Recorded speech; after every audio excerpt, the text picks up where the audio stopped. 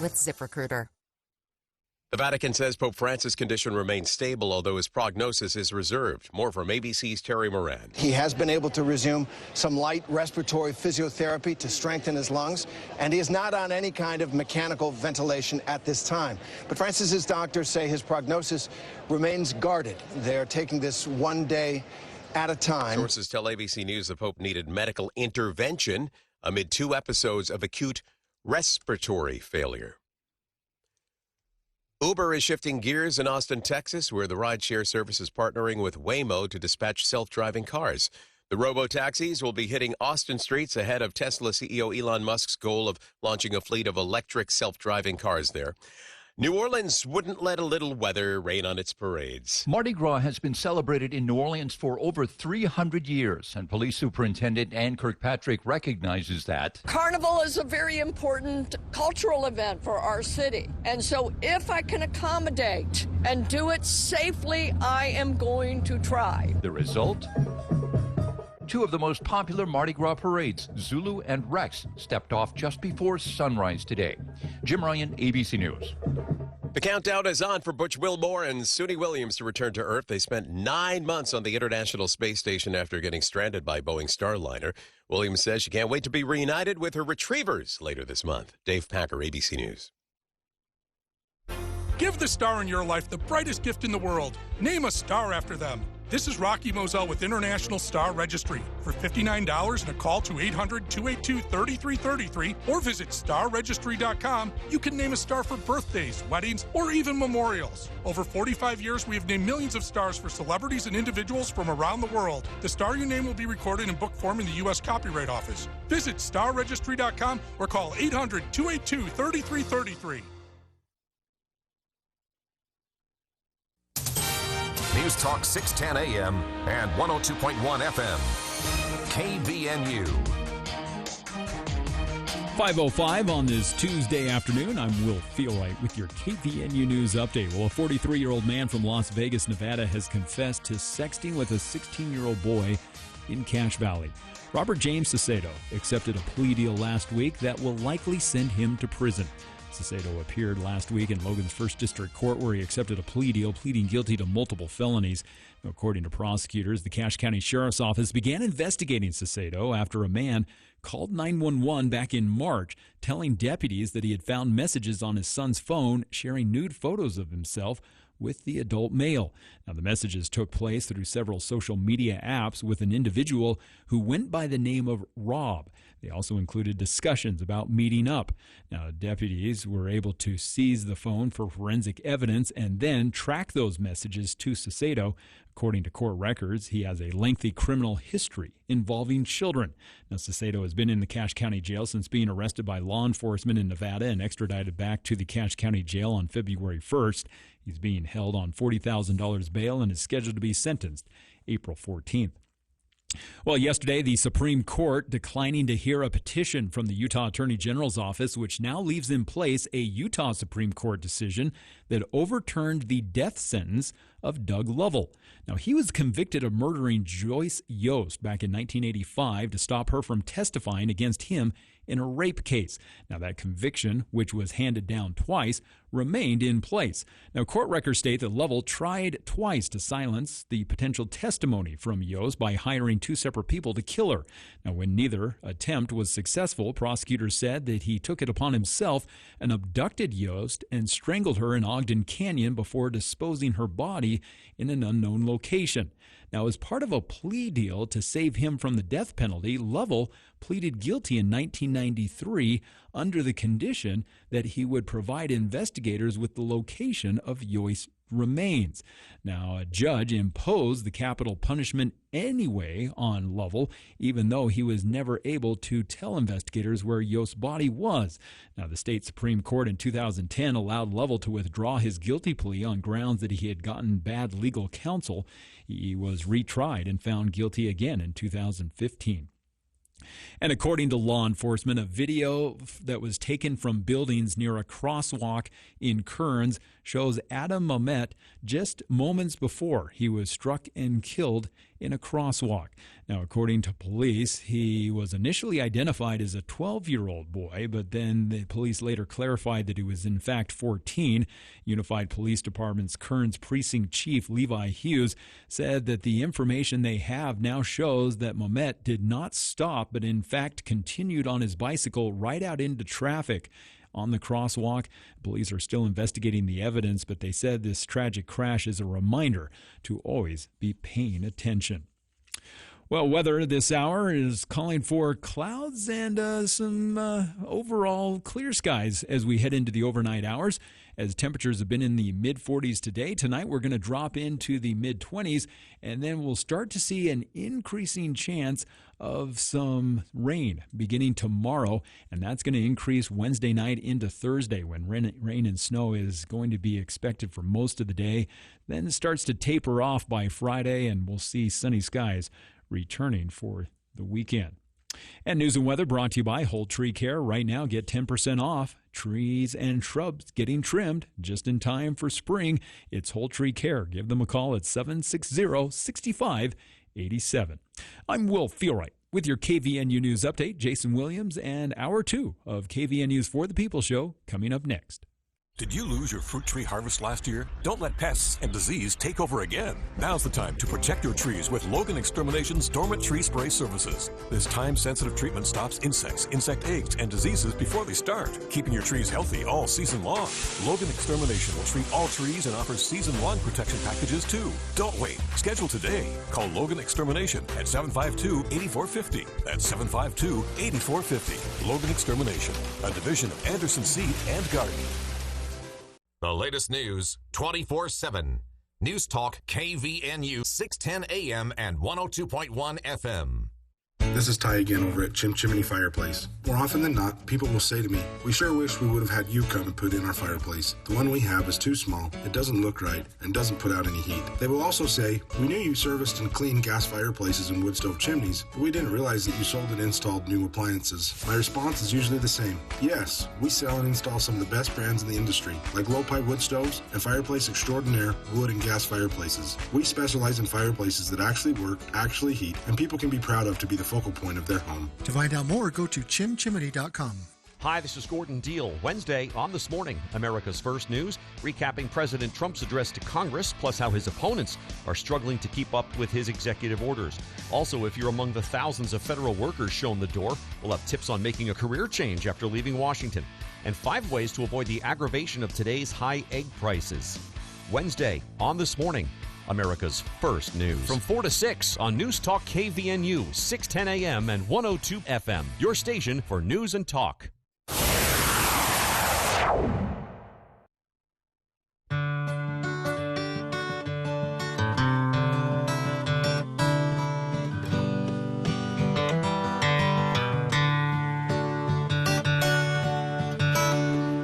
Welcome back to KVNU's For the People. Hour 2 of today's show. My favorite episode each month, easily. It is time for this month's For the People Book Club with Craig Petersen joining us here in the studio. And this week we'll be talking about Malcom Gladwell, someone we've touched on before on the show about a year ago. We'll be talking about his book, Revenge of the Tipping Point. And Craig, I had to ask you this because I was trying to set this up in hour 1, and I'm curious, how would you describe Malcom Gladwell? Because someone once described him as a self-help guru, and I thought that doesn't fit. Philosopher, it seems like kind of a stretch too, although he does go there in ways. Social commentary? Yeah, social commentary, storyteller. I mean, because a lot of these books, what really makes them least rich for me is the examples, the things that he's found. You know, a guy who can reach out left and right and kind of pull things together and create a coherent story. Yeah. So maybe a synthesizer is what I would refer to him as. It's actually, this is one of my endlessly entertaining things about Gladwell is to watch the incessant debate, people trying to peg him. Is he a Republican? Is he a Democrat? Is he conservative? Is he progressive? And he's never said much, intentionally, I'm sure. And you wouldn't know from anything he's written, but people seem to be able to find themselves Yeah. and their own personal feelings in what he's written. And he's found a niche in his style. He's written, he actually has written 8 best-selling books. Oh, I didn't know that many. And they're all a lot the same. This kind of idea of bringing things together and telling a good story. And it's interesting. This particular book has some precedent to it. He wrote a book called The Tipping Point in 2000. So this book actually was written purposely on the 25th anniversary. And the idea was that he wanted to go back and look at the other book and see how, if I was to talk about these topics, how would I talk about them differently now? Yeah, that original book was on the bestseller list for 8 years. Yeah, that was my first Gladwell experience. Yeah, The Tipping Point. Yeah, I went to a couple of bots and I asked the question, who was the most popular nonfiction writer? And both of them, there were 2 different bots. They both came up with him as the number one name. Really? Yeah. I'm not sure in terms of sales that's true, but he's sold 23 million books over. Yeah, he's wildly popular, and I really enjoyed. He has a book called Blink as well that I enjoyed quite a bit. That it kind of talks about the. He's talking about the power of persuasion, but and he talks about it in the classroom, at home, and in the psychologist's office, all this stuff. But he's talking about being cognizant of the power of persuasion, and I remember I never looked at a laundry detergent commercial on television the same ever again after that. Now every time I see one, I think, okay, you're trying to get me to do something. What are you trying to get me to do? And then I pick it apart, and but that's kind of his goal, right? He's not trying to convince anyone to believe a certain thing. He's trying to get us to ask more questions and be more curious and critically thinking.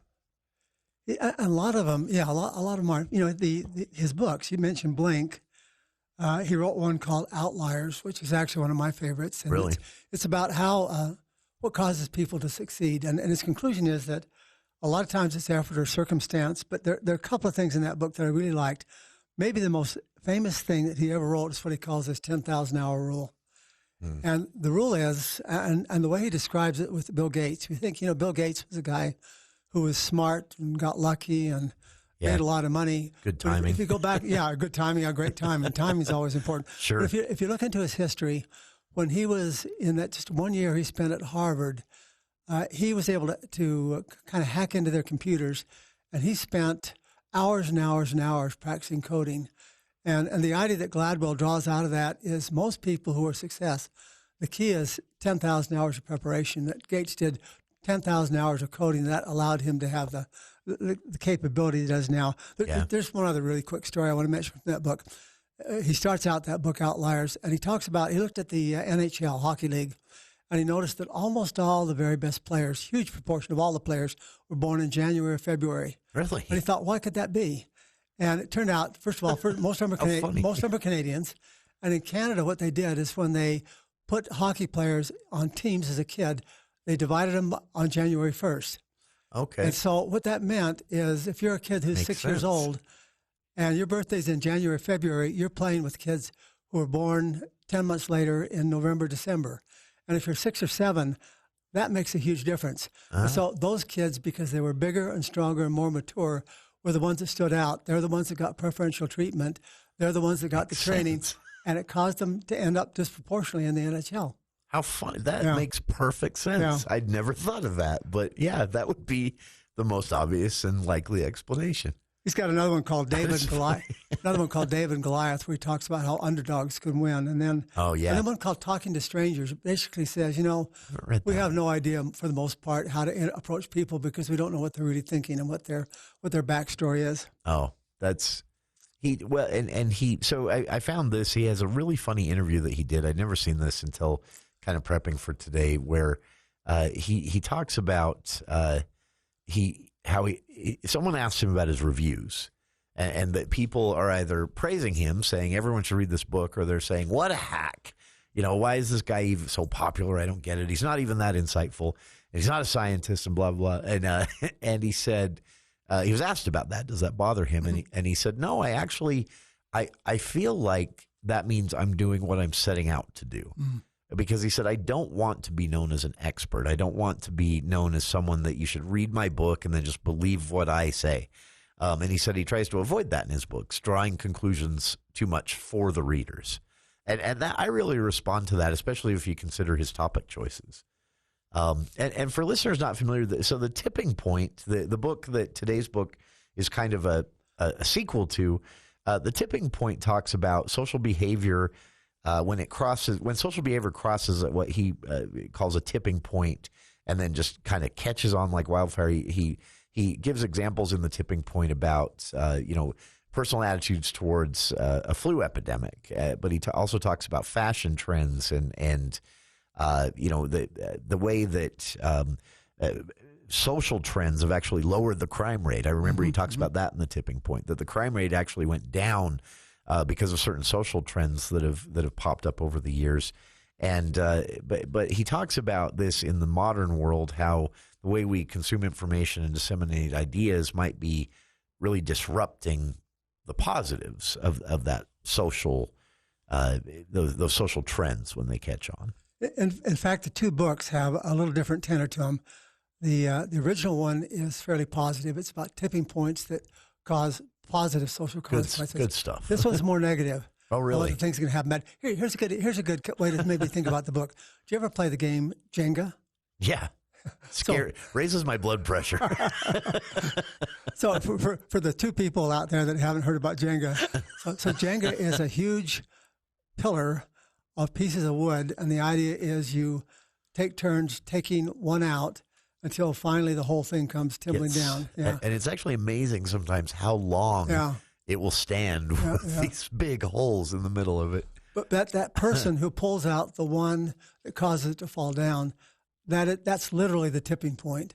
So that's really kind of a way to think about these books, is that there are relatively sometimes minor things that happen, but they cause huge social consequences. Yeah, that is, and that was what was, so when I read The Tipping Point, that was what kind of made me nervous a bit about reading that. I'm thinking, our world is really arbitrary and hugely important things that forever change the course of history could literally be based on the whim of a celebrity who says something at the Oscars, or a politician who says something at a press conference, and history could be forever turned in a different direction by that. And yet at the same time, we all kind of know that, right? In the back of our heads. He's not pointing out anything that should be shocking to us, but the book, again, that we're talking about today is kind of a sequel, if you will, or a spinoff of the original Tipping Point by Malcom Gladwell. We're talking Revenge of the Tipping Point, Overstories, Super Spreaders, and the Rise of Social Engineering by nonfiction author Malcom Gladwell, here on the For the People Book Club, which continues right after this.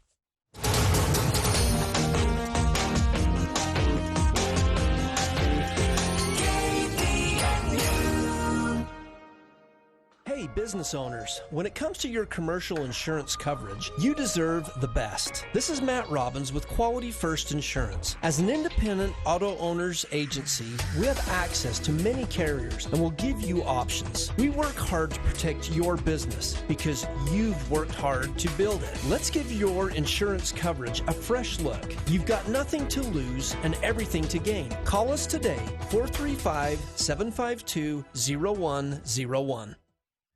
Got a fundraiser, charity drive, or nonprofit event coming up? Let us help spread the word. Send the details to calendar@cvradio.com and we'll share it with our community. From bake sales to benefit concerts to community celebrations, Cache Valley Media Group is here to amplify your efforts. We're proud to support the people and causes that make our community stronger.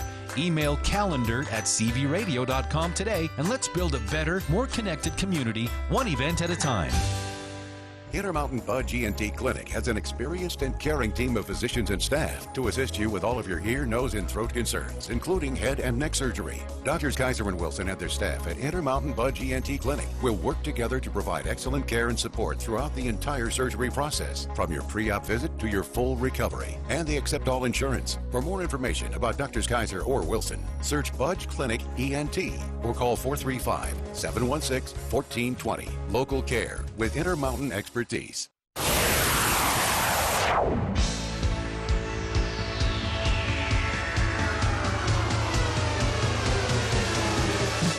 back to KVNU's For the People. Craig Petersen here in the studio with us this hour for the For the People Book Club. We are discussing Revenge of the Tipping Point by Malcom Gladwell. This is a follow-up, a sequel, if you will, to his wildly popular Tipping Point, The Tipping Point book, which was published in, I had this and now I can't find it. Whoops, sorry about that. Yeah, this one's brand new. This one's brand new. It's supposed to be 25 years after the first one, yeah. Oh, okay. I didn't realize that. Okay. I didn't realize that had been that long since The Tipping Point. So that's another quick thing to point out. Some of his examples in some of his older books might be a little dated, but the books never are. You can read his books at any point, and they're still extremely relevant. The examples may be dated, but the point or the general theme isn't. We were talking a little bit about the break. He's not regarded as a heavyweight in terms of writing, certainly in terms of being a scientist. And one of the reasons is, one of the criticisms of his book is sometimes he's accused of cherry picking. He's got a point he wants to make, and so he selectively picks the examples that fit that, and not everything fits that, and people recognize that. But it's still a great read. It's still a great collection of stories. Yeah, and you even if you spot one of those times, it never defeats his premise. Mm-hmm. It's sort of his point, for lack of a better word, at least in the books I've experienced, is usually broad enough that it becomes almost sort of like a fun mental exercise. Yeah. In fact, it's just there's kind of a joy in the journey. It's not so much that you have to agree with the ultimate conclusion. It's just enjoyment of the really kind of clever, interesting examples that he brings out. That is. So now this is interesting to me. You said, so this follow-up, in The Tipping Point, you got a lot of positive examples of when this momentum would suddenly appear for an idea or a fad or a fashion trend or an attitude towards, serious things like health policy or public policy in general. And he gives all these positive examples. And you said this one takes a little bit more of a negative approach, a cynical approach. Let me give you an example. I was going to talk about this later on, but we don't have to do it in any sequence. So a decent part of the book talks about the opioid crisis. Oh, really? We did a book a while back on the Sackler family and Purdue Pharmaceutical. So just a little bit of background on that. So over the past 20 years in the United States, we've had this huge crisis with overprescription and overuse of opioids, and the number of deaths is just staggering from it. And unfortunately, it wasn't really a natural phenomenon. It wasn't something that was inevitable. It had to happen. In a sense, he has one of the subtitles of the book is called Social Engineering, and in a sense, this tipping point was kind of engineered socially by Purdue Pharma. And the Sacklers, this is one of the more prominent families in America. Now they're just viewed as almost monsters because of what they did. They've had to pay some huge fines. They're still in court and things like that. But the story goes something like this. We've got this crisis of people being prescribed and using opioids, and so many of them dying. It happened at least in part because of the marketing techniques of the family. And what they did is, they looked at this drug, and they looked at the marketing of the drug, and they saw the stat that 1.5% of the doctors were writing 30% of the prescriptions. So it wasn't a random phenomenon. So we're on to something here. We've got some people who are susceptible. And so what they did is they decided to, and they had a huge number of reps. These reps were typically attractive young women. Sure. And well reps, paid. Yeah, and well paid, very well paid, very, very well paid, which they could afford to do because it was a hugely profitable business. Yeah. But they sent these reps out, and they targeted these vulnerable doctors. And they do things, for example, they realized that more often they visited them. Typically you think of doctors being bothered by a pharmaceutical rep. They don't want to be bothered with them. This particular set of doctors, they liked this. And, of course, maybe they liked the young women. Sure. But they determined by analysis that they need to visit these docs about every 2 weeks. And they could increase the number of prescriptions with those frequent visits. They'd give them all kinds of swag. They'd take them out to dinners. They'd give them samples. They'd feed them all kinds of misleading information about, how they weren't doing any harm. And what they did then is basically push these doctors to prescribe more and more of the opioids. And so it wasn't, the vast majority of physicians were just fine, but there's this small set. In fact, if you look at the kind of the geographical distribution, that the crisis existed primarily in the American Southeast, and down in Alabama and Louisiana and Texas, and I didn't mean Texas, I meant Mississippi and so forth. And we saw some of those patterns hold up here in Utah. I saw data from here in Utah. The areas in Utah most affected were Rich County and southeastern portions of Utah, which kind of the more rural, fits with that same map. One of the things that I thought was really fascinating in the book is that there were states that passed laws. They recognized the danger of opioids and other kinds of pills, and so they had laws that when a doctor prescribed that, he had to fill out a form in triplicate. So he had one of the prescriptions that went to the patient, another one stayed in his office, and the other went to a state board. And so when the doctor did this, there were a couple of things. First of all, just the filling the form out took time. It meant that he had to spend time doing this. But second, it meant that he was on record. There was information about what he'd done. And then over time, partially because of the things that the Purdue Pharma did, is a number of states rescinded these laws.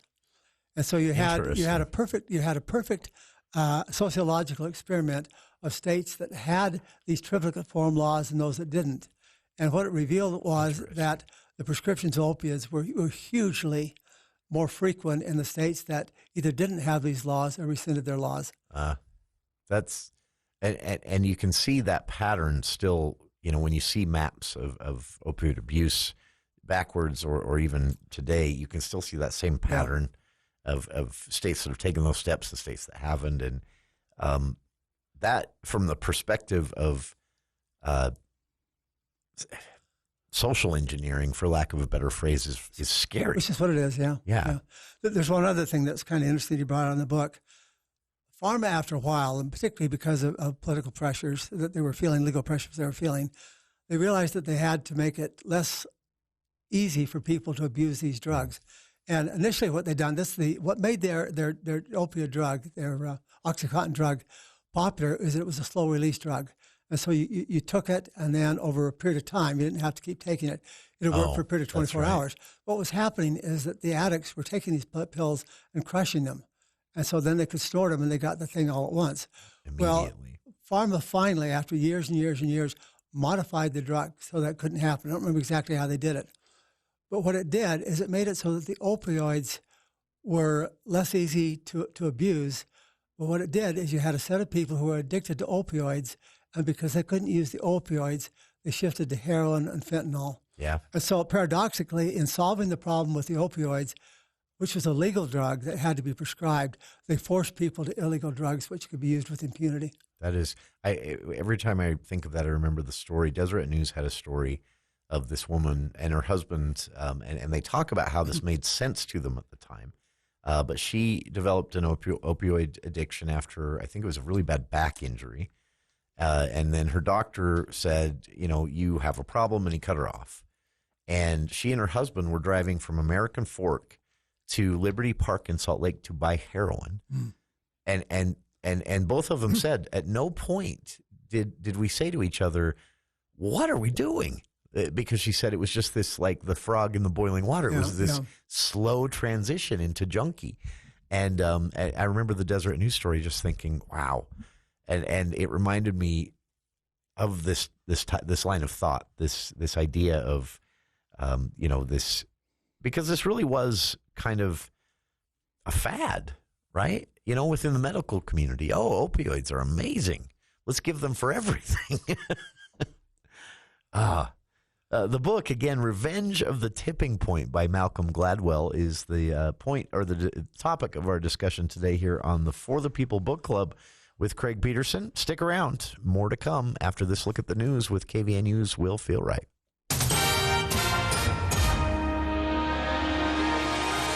Well, thank you, Jason. Happening on Utah's Capitol Hill, legislative leaders have said they will no longer be pursuing proposals to change the voting threshold in judicial retention elections or put lawmakers' recommendations about individual judges on the ballot.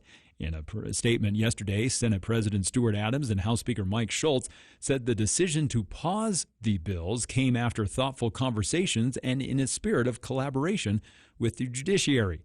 Now, the relationship between GOP legislative leaders and the courts has been tense recently as Republican lawmakers have been upset about several recent court rulings. Now, HB 451, which was sponsored by Representative Jason Kyle, would have required Utah judges to win 67% of the vote in a retention election rather than a simple majority. But a more controversial proposal, HB 512, sponsored by House Majority Whip Carrie Ann Lisenby, would have created a legislative panel to evaluate a judge's performance and require that the evaluation be printed on the ballot. Now, the announcement came just days left into the legislative session, which ends Friday night. Meanwhile, a new version of a bill to give school-aged children free lunches was discussed yesterday afternoon at the state legislature.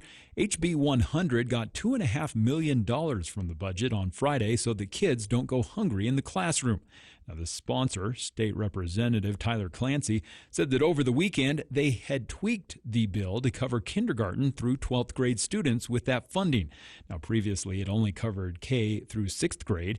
Clancy said that this is the third year that they brought up the bill in hopes of helping families with rising food costs. He noted that the price of healthy meals has gone up significantly within the past 5 to 6 years, and that they're hoping that House Bill 100 will take the weight off of families and also take some of the pressure off of religious institutions and nonprofit organizations who have been doing a lot of food outreach and hunger outreach.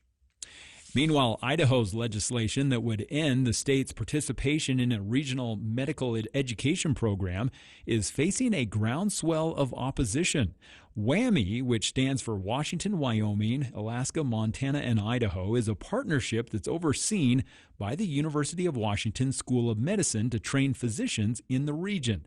Now, the program started in 1972 with the goal of increasing medical professionals in largely rural states like Idaho.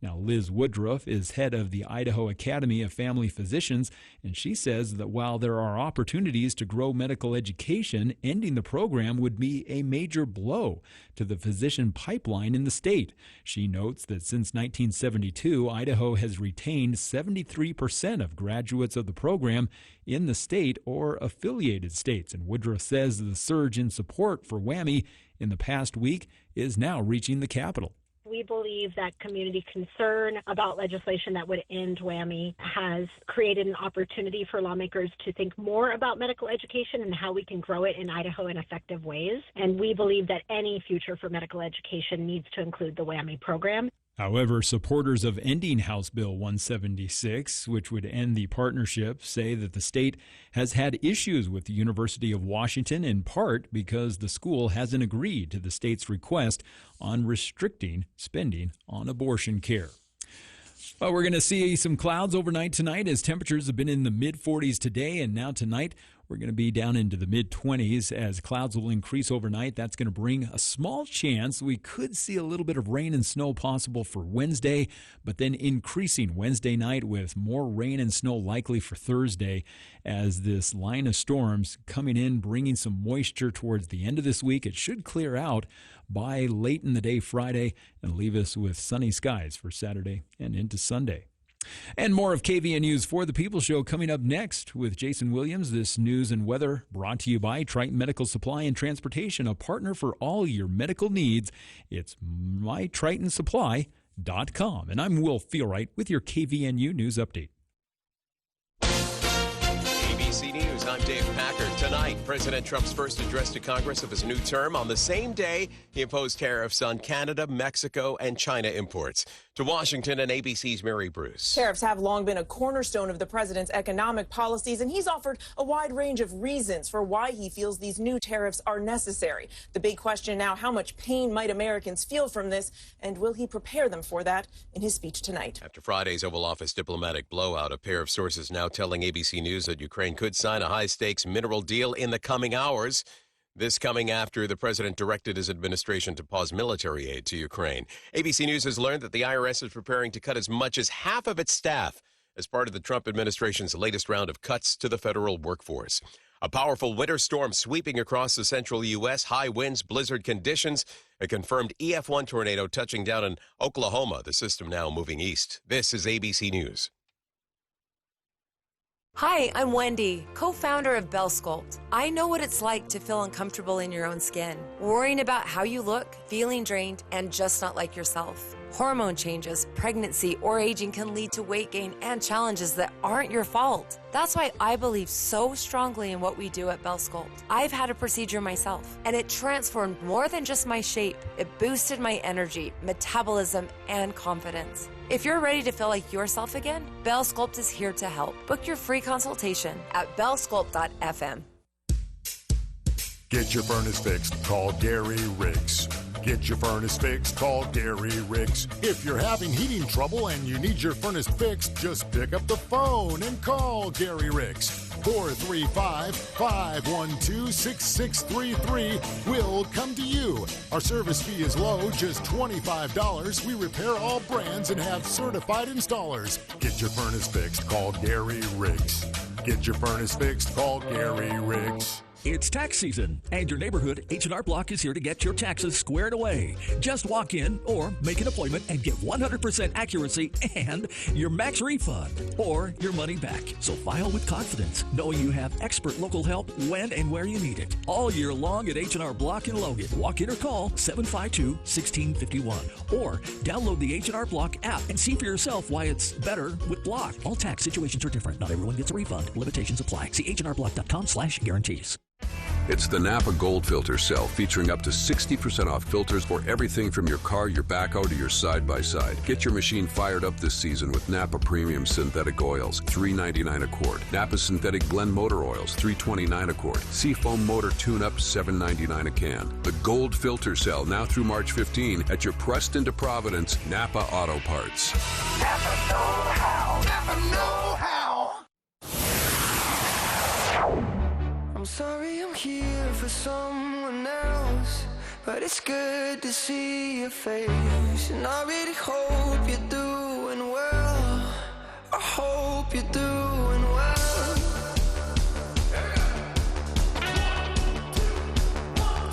Welcome back to KVNU's For the People Book Club with Craig Petersen here in the studio. We're talking Revenge of the Tipping Point, Malcom Gladwell's follow-up 25 years later to his hugely popular The Tipping Point, how the little things can make a big difference. And as Craig has explained in The Tipping Point 25 years ago, you got a lot of positive examples of social behavior, tipping over this tipping point by a single person or a single event. None of it could be scripted or planned. And then, it causes everything from a fashion trend to a flu epidemic that kills thousands. But he gives mostly positive examples. And as Craig has said in this book we're talking about today, the follow-up published just this year, Revenge of the Tipping Point, he goes more negative, talks about some of the opioid crisis we've discussed here is a theme that pops up in the book. And what does he mean? I'm curious about this. So in the subtitle, there's the word over stories.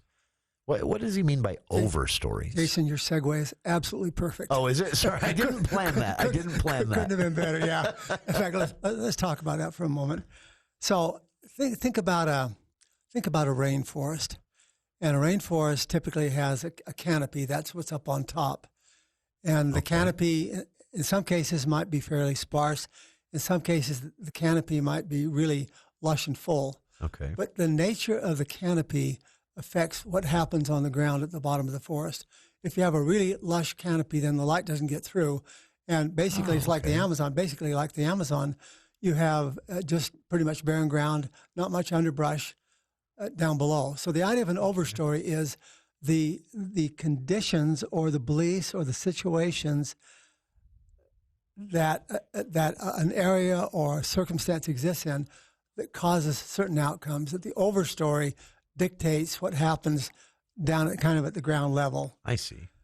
He also talks about super spreaders. That's the second part of the title. And that very simply means people or groups who have kind of a disproportionate effect in terms of facilitating change. They're kind of like catalysts, like you put a certain chemical into a reaction and the reaction speeds up. That's the idea of a super spreader. Okay. And then the social engineering is simply where these things don't just happen naturally, but they're engineered by either the government or by groups to achieve a certain kind of an outcome. Okay. Let me give you an idea. Interesting. Let me give you an example of an overstory that he talks about. So he has a story about this doctor. I guess he's kind of a doctor researcher, and he takes a job up in Vermont. And he begins to do just a little bit of analysis of the area, and he realizes that Vermont can be divided up into about 13 districts, and these districts represent the areas where people go for medical care. So these aren't political districts. These are districts, like, for example, in Logan, in Cache Valley, we go to the Logan Hospital for the most part. So there are 13 areas where people tend to go for their medical care. And so he started to look at these, and he started to look at the amount of money that's spent and the incomes and so forth, and didn't find much variation. They're pretty much the same. Okay. But then he started to look at how people are treated for different medical conditions in these 13 districts. So, for example, if you go in with bad tonsils, or you go in with a bad appendix, or if you have hemorrhoids, or if you need a hysterectomy, and what he finds is in Vermont's not a very big state. That's a small geographical area. In these 13 districts, just huge variations in what happens to you. So in one area, you might go in for hemorrhoid surgery, and the doctor would tell you, just put some salve on it. Another place, he'd say, we're going to take that sucker out right now. And he looked at that, and again, there was no difference in terms of where the doctors had done their training. There was no difference in terms of the amount of money that was spent, the amount of income in the area. And so how do you explain it? And what he determined is that there was an overstory, and that what had happened is that the doctors in those particular areas had all kind of drunk the same Kool-Aid, and they'd all come to kind of a consensus as to how we're to do things. And that doctor consensus, that overstory of all the doctors dictated how individual doctors performed.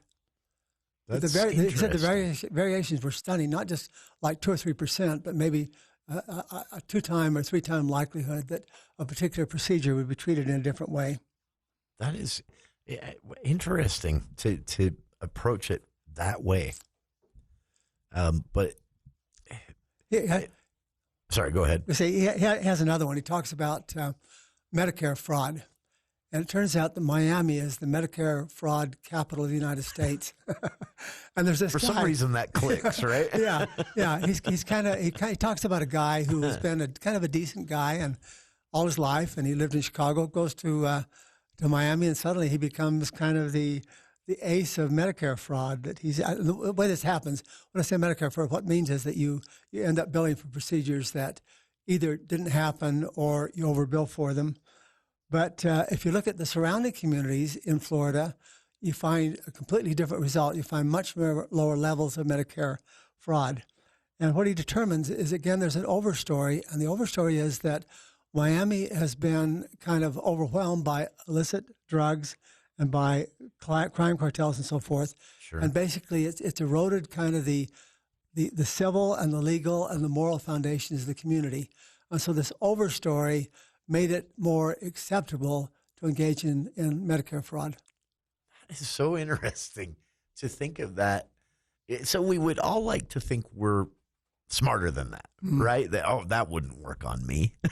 And yet... But you're all being determined by, kind of the message is you're being affected by the overstory, by the surrounding culture. What an interesting concept. I'm never going to forget that term now, overstory. He talks about something called monocultures. And these are kind of an overstory, too. And he starts out by talking, strangely enough, about cheetahs. And it turns out that all over the United States at one point in time, the cheetahs were all dying. And they just couldn't keep alive. They'd get diseases and so forth. And so they took a look at this, and what they determined is that the cheetah population in the world is really very small. And so there's just dramatic inbreeding. And the inbreeding has created basically just a uniformity in terms of their resistance to disease. And so when one got it, they all got it. In fact, he has a little example they did a little test, and they took skin grafts from one cheetah and then implanted them on another cheetah. Now, if you do that between you and I, your skin would reject mine within 2 hours probably. But for the cheetahs, it worked out just fine. It wasn't a problem at all. And it was because they'd created this monoculture. They created this kind of similar situation. But then he goes on and he applies that to another example. There's a school down in Florida again, actually.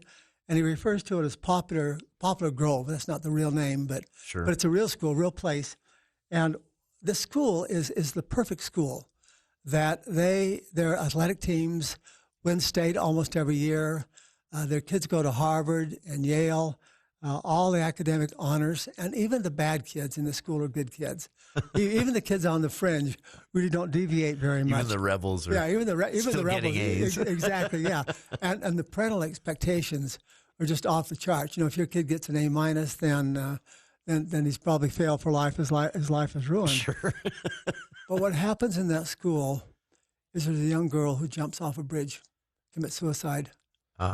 And starting with that, the school, which is supposed to have the best kids and presumably the most successful kids, maybe, in quotes, the happiest kids, but they have just a slew of suicides. It's just kind of copycat suicides. And again, the kind of creation is they have this monoculture where the expectations are the same. And so where there's this one thing that happens, the other kids kind of inculcate that into their expectations as well. Sure. That is, so this is a really interesting to talk about social engineering. When I think social engineering, I always think of tax policy. I know that sounds boring, but it is what pops into my head because here in Utah, for example, we do social engineering with tax policy. We tax the living daylights out of alcohol sales. No one complains. You'll never see a successful movement in Utah, in our lifetimes at least, in which someone is saying, lower the taxes on alcohol. Or cigarettes. Or cigarettes, yeah. Now, gas, that's more controversial, but the sin taxes, as they're colloquially referred to, I'm not going to try that.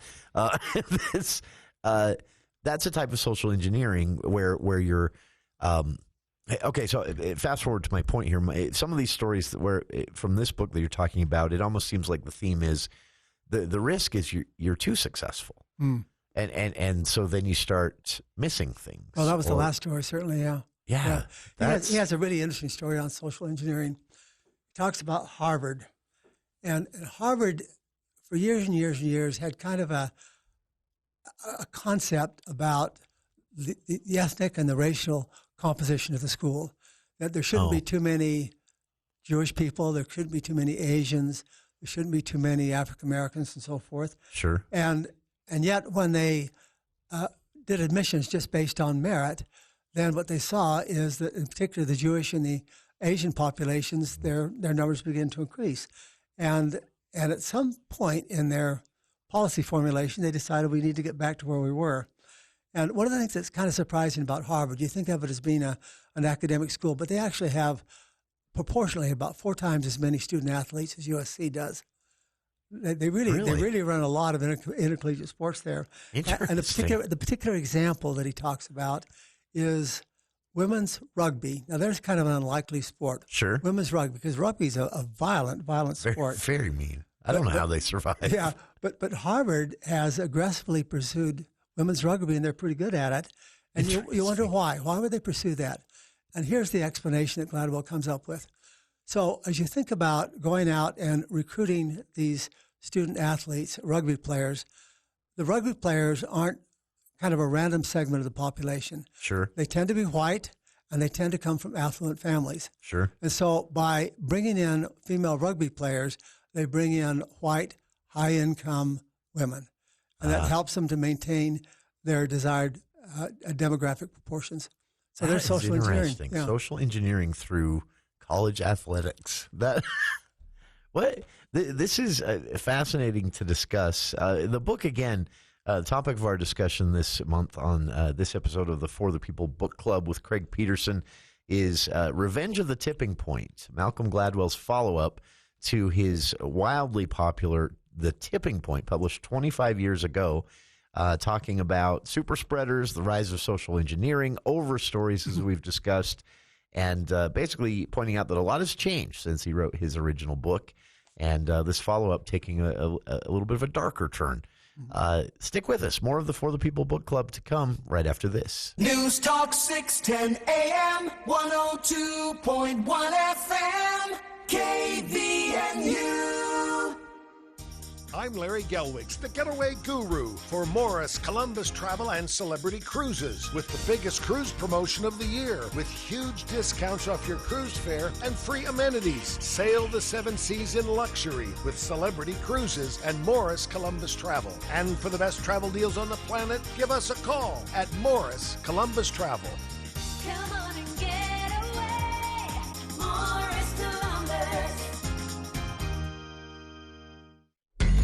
Alpine Home Medical, we bring wellness home. Is your mom or dad struggling to get in and out of their chair? Hi, I'm Jay Broadbent with Alpine Home Medical.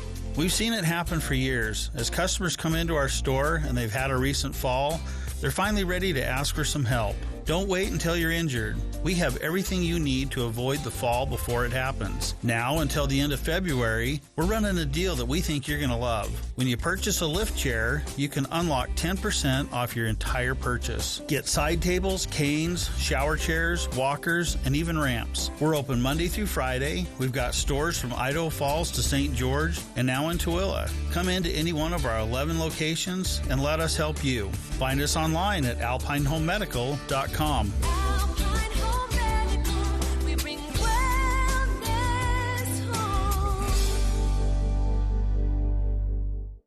Hi, it's Olivia Munn with my shelter pets, Frankie and Chance, reminding you that when you adopt a shelter pet, you discover all the things that make them unique.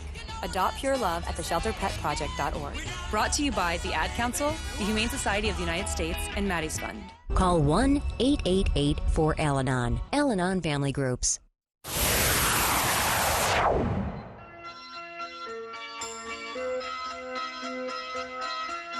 Welcome back to KVN News For the People Book Club with Craig Petersen. We're talking about Revenge of the Tipping Point, Malcolm Gladwell's follow-up to his very popular book, 25 years ago, The Tipping Point.